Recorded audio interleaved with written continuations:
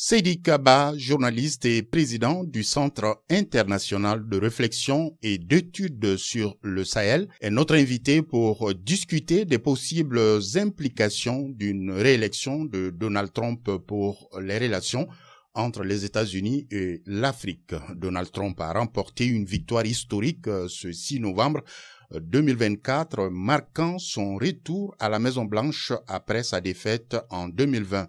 Cette réélection soulève la question: comment pourrait-elle redéfinir les priorités économiques des États-Unis à l'égard du continent africain? Oui, je crois qu'il faut garder avec beaucoup d'attention les décisions immédiates que le président Trump va prendre. Vous savez, le président Trump a toujours été partisan du America First, ça veut dire le repli des États-Unis sur eux-mêmes. Donc, il n'est pas exclu qu'il reconsidère un certain nombre d'instruments de la politique américaine en Afrique, particulièrement les initiatives telles que l'AGOA qui offre l'accès au marché américain des produits africains, ou le Millennium Account, qui est aussi une autre initiative qui permet aux États-Unis d'apporter d'importants financements aux pays africains. Et compte tenu de la démarche qui a été la sienne pendant toute la campagne, où il a expliqué que ce qui importe et ce qui est le plus important pour lui, c'est les citoyens américains.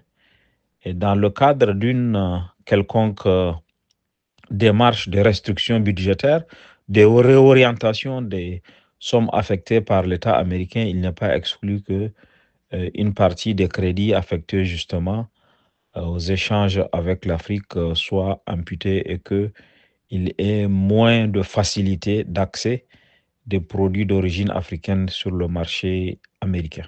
Comment la politique migratoire de Donald Trump pourrait-elle affecter les flux migratoires entre l'Afrique et les États-Unis? Oui, il faut dire qu'à l'exception de quelques pays anglophones, les États-Unis ne sont pas une grande destination de la migration africaine. Si vous prenez un pays comme le Mali, qui a une très grande tradition de migrants, et les États-Unis, l'Amérique du Nord même, le Canada, États-Unis, arrivent à la 3e place dans la migration d'origine malienne. Il y a d'abord la migration vers le continent africain qui représente environ 96%. Ensuite, la migration vers l'Europe qui représente 2,7%. Et en 3e position seulement vient la migration vers les États-Unis. Il est évident que si Trump s'installe à la Maison-Blanche, comme on peut le considérer, il peut apporter des restrictions envers la politique des visas, par exemple. On sait que la première fois déjà, il avait dit qu'un certain nombre de pays n'étaient pas éligibles au visa américain. Donc, il n'est pas exclu qu'il revienne de ce côté-ci. Et une inflexion sans doute dans les difficultés d'accès au visa me semble possible dans le contexte de l'arrivée de Trump au pouvoir, de son installation à la Maison-Blanche. Mais l'impact sur la politique migratoire africaine sera très limité.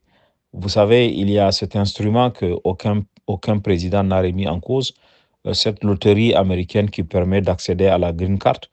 Tout ça ne va pas considérablement changer. Ce qui pourrait changer, c'est justement les facilités d'attribution des visas, des va-et-vient entre les États-Unis et les pays africains. Et comme j'ai dit, les États-Unis ne sont pas une grande destination pour les pays africains, sans doute du fait de leur éloignement. Vous savez, pour partir aux États-Unis, les vols directs à partir de l'Afrique sont rares et il faut transiter par l'Europe. Si vous n'avez pas de visa européen, c'est déjà difficile. Et partir de l'Europe vers les États-Unis, ce n'est pas tout simple. Donc, l'impact sur le plan de la migration sera très limité, de la migration entre les États-Unis et l'Afrique. Par contre, des restrictions peuvent être apportées sur la politique de délivrance des visas long séjour, des visas court séjour ou des visas commerciaux ou des visas pour aller étudier aussi aux États-Unis. Ça c'est quelque chose qu'il ne faut pas exclure. La réélection de Trump pourrait-elle nuire aux initiatives américaines pour le développement en Afrique selon vous? Oui, l'installation de Trump, parce que Trump a toujours été partisan de pas beaucoup d'efforts, pas d'engagement. L'Afrique n'a jamais été vraiment sa priorité. Et donc, si il y a un peu de chance, il peut maintenir les engagements qui ont été déjà pris, mais il y a peu de chances que lui-même prenne des initiatives comme Power Africa, électrifier l'Afrique, de Obama qui dépassait le 8 milliards de dollars, ou d'autres initiatives qui ont été prises par le président Bill Clinton ou d'autres chefs d'État en faveur du continent africain. Et il n'est pas sûr, et à mon avis, il ne le fera même pas. Maintenant, les initiatives en cours, vous savez, les initiatives aux États-Unis peuvent être l'œuvre du président, mais elles sont votées par le Congrès et par le Sénat. Et du coup, quand elles sont déjà votées, elles deviennent loi de l'État américain. Donc, Trump ne pourra pas remettre en cause des initiatives qui sont déjà engagées, mais il y a peu de chances que, à la faveur de son arrivée à la Maison-Blanche, d'autres